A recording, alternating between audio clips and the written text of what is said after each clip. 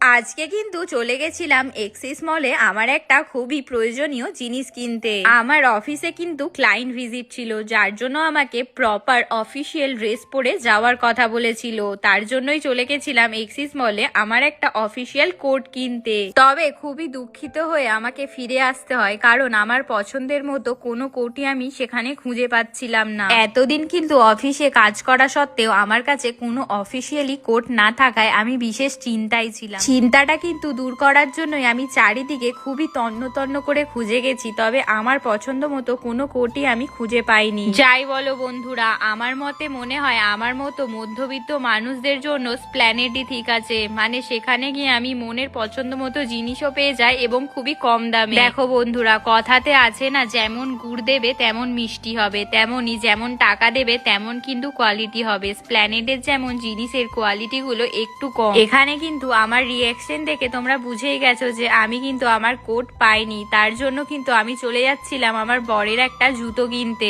এখানে কিন্তু আসার আগে আমি অনেক জায়গাতেই ঘুরেছি, তবে কোনো জায়গাতেই পাইনি। এটা আমার কাছে একটা লাস্ট অপশন ছিল, তার জন্য মনটা বেশ খারাপই লাগছিল। যাই বলো না কেন বন্ধুরা, ছেলেদের কিন্তু জিনিস কিনে অনেক মজা আছে, কারণ ওরা যেটা একবারে পছন্দ করে সেটা নিয়েই বাড়ি ফেরে। এদিকে কিন্তু আমার বর যে প্রথমে যে জুতোটা দেখেছিল সেই জুতোটা দেখেই পছন্দ হয়ে গিয়েছে এবং সেটাই ও নিয়ে নেয়। তোমরা সকলেই জানো যে জুডিওতে কিন্তু জিনিসের দাম অনেকই কম হয়, আর যেহেতু আমরা জুডিওতে গেছিলাম এই জুতোটার কিন্তু 250 টাকা মাত্র দাম নিয়েছিল। এর পাশাপাশি কিন্তু আজকে আমাদেরকে অনেক জিনিসই কিনতে হতো, তাই বেশি দেরি না করে আমরা সরাসরি চলে গেছিলাম কিড সেকশনে, যেখানে গিয়ে আমরা বাচ্চাদের জিনিস কিনবো বলে অনেক কিছু দেখছিলাম। তোমাদেরকে জানাই যে আমার কিন্তু অনেকদিন পর মনের একটা ইচ্ছা পূরণ হয়েছে। মানে আমি যখনই মলে যেতাম বাচ্চাদের এই ছোট ছোট জিনিসগুলো দেখে আমার কিন্তু কিনতে ইচ্ছা করতো। ফাইনালি কিন্তু এই জিনিসগুলো কেনার জন্য আমার কাছে একটা ভ্যালিড রিজন আছে। মানে আমার জায়ের কিন্তু মেয়ে হয়েছে, মানে আমি এখন কাকিমা হয়ে গিয়েছি। আমাদের বাড়ির ছোট্ট পুচকিটার জন্য কিন্তু আমি জামা কাপড় দেখে নিচ্ছিলাম। যেহেতু এটা একটা শীতকাল চলছে তার জন্য আমি শীতের পোশাকও দেখছিলাম। মেয়ে মানেই তো পিঙ্ক কালার, মানে আমার নিজেরও পিঙ্ক কালার বেশ ভালোই লাগে, তাই আমি পিঙ্ক কালারের একটা জামা নিয়ে নিয়েছিলাম।